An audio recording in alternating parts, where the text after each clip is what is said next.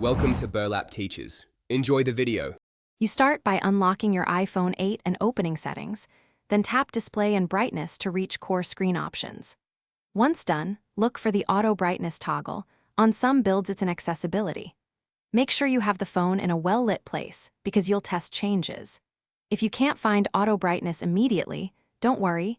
Continue to the next step where we go deeper into accessibility and display calibration to locate and disable the adaptive behavior. Now go to Settings Accessibility. This is where Apple sometimes nests auto brightness. Tap Display and Text Size.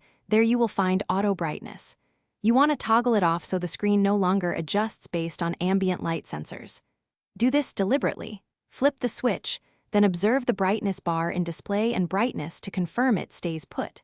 If you prefer manual control, use the Control Center slider after turning auto brightness off. That gives consistent, repeatable settings. Finish by testing in different lighting. Bright sunlight and dim rooms, the brightness should remain consistent now. Make manual adjustments with the Control Center slider, and note that apps with their own brightness settings may still change appearance.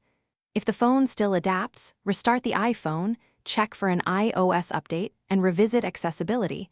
Updates sometimes move toggles.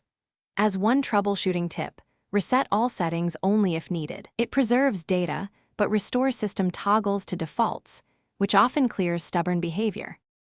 Thanks for watching. Consider subscribing if this video helped you.